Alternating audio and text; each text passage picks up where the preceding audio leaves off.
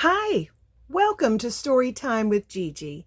Today we're going to be reading another story from our Disney bedtime favorites, A Treasury of Tales. Our story today is from the movie Ratatouille. Remy becomes a chef.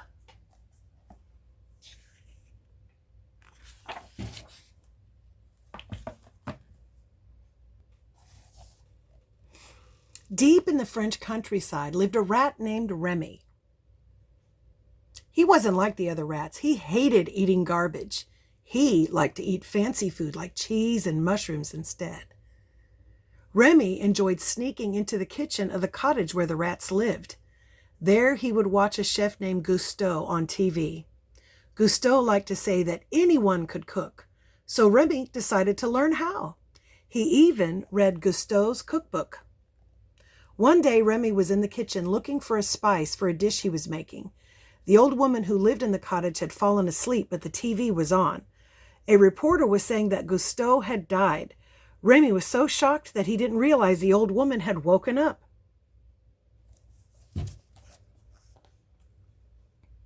The woman chased Remy around the room. She made such a mess that part of the ceiling came crashing down, along with the rats who lived in the attic. The rats had to escape. They ran toward the river, but Remy stopped. He didn't want to leave without the cookbook. By the time Remy ran back for the book and got to the river, the other rats were already floating away. Remy didn't know if he could catch up. He threw the book into the water and hopped on top of it.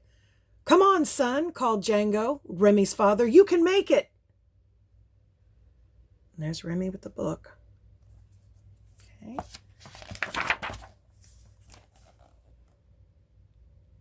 But the water moved too fast, and Remy got separated from his family.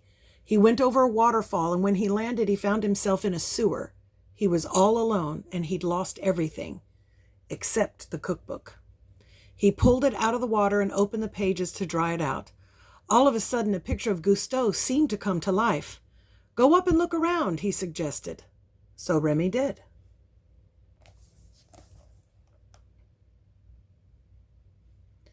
Remy climbed through walls and pipes and eventually ended up on a rooftop. He realized he was in Paris and only a couple of blocks away from Gusteau's restaurant.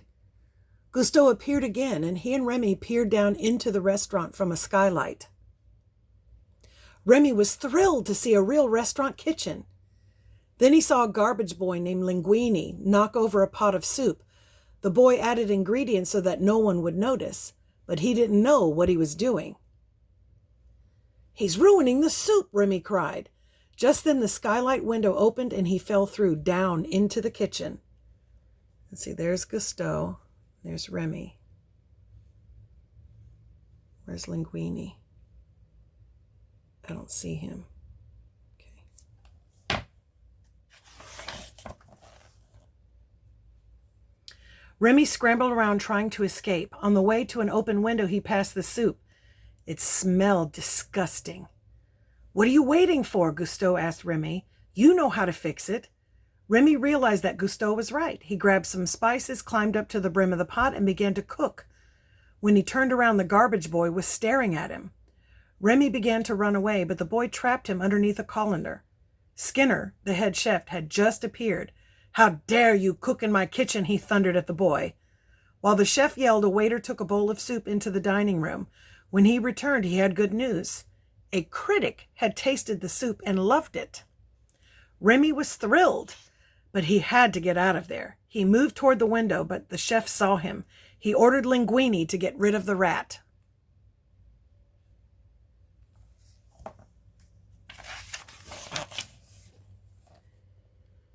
Linguini didn't have the heart to hurt Remy, though. Skinner had told Linguini that he'd fire him if he didn't make the soup again. Linguini knew he would lose his job. He told Remy all of this. Then he realized the rat understood him. "You can cook, right?" Linguini asked Remy. Remy nodded.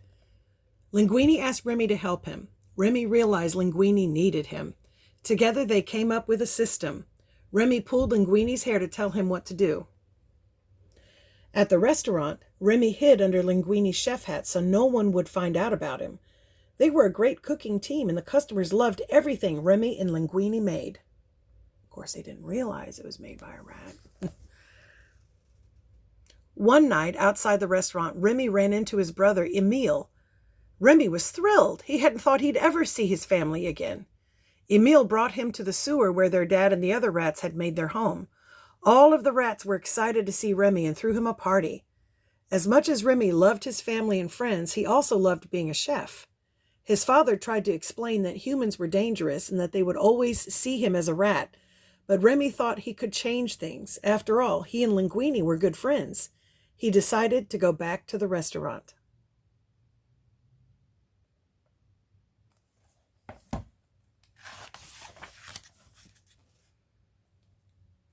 The other chefs looked at Linguini in shock.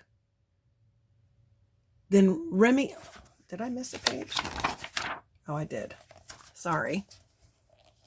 A couple of days later, Linguini found out that Gusteau was his father and had left the restaurant to him. Now Linguini was in charge. Over the next few weeks, the restaurant became more and more popular. One night, some reporters showed up, and Linguini seemed more interested in speaking with them than cooking. He took credit for the dishes that he and Remy had made, and Remy was furious. Then a tough food critic named Ego showed up and challenged Linguini to cook for him. When Remy and Linguini returned to the kitchen, Remy pulled Linguini's hair to show him how angry he was.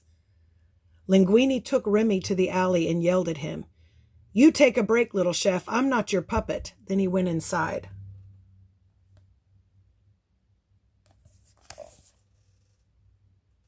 Remy decided that his family and friends had been right. To humans, even Linguini, he'd always be a rat. Remy was so angry he brought the rats to the restaurant that night to take some food. Just then Linguini walked into the kitchen and started to apologize to Remy, but when he saw all the rats stealing food, he got mad. "I thought you were my friend," he cried. "Get out!" But Remy knew his friend needed his help to cook the big meal for Ego. He also knew that he didn't want to live a lie anymore. The next day he walked into the kitchen without hiding. The other chefs saw him. "Rat!" they shrieked. "Don't touch him," Linguini cried. "This rat, he's the cook."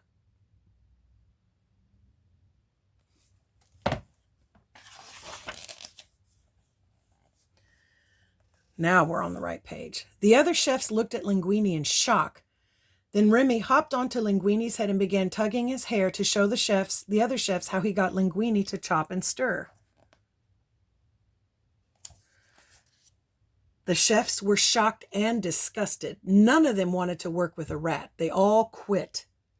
Without any help, Linguini didn't see how he was going to be able to keep the restaurant open and serve Ego. Luckily, the rats saw what Remy had done and knew how much he wanted to be a chef. They washed themselves off and began to help him cook.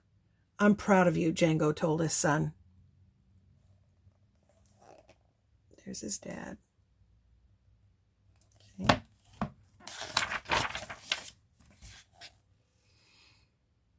The rats did everything Remy told them. Together they cooked a special dish called Ratatouille. Ego loved it and asked to meet the chef. When the critic realized Remy had cooked the meal, he left. But the next morning, the review in the newspaper said Remy was the best chef in Paris, without revealing he was a rat. Gusteau had always said anyone can cook, and Remy had proven him right. So what did Remy do next? He and Linguini opened a new restaurant named La Ratatouille. There, the rats had their very own place to eat. Linguini was the maitre d'. He liked it much better than cooking, and Remy was a real chef at last. And that's our story. I hope you liked it. Make sure that you like and subscribe and share with your friends. Bye until next time.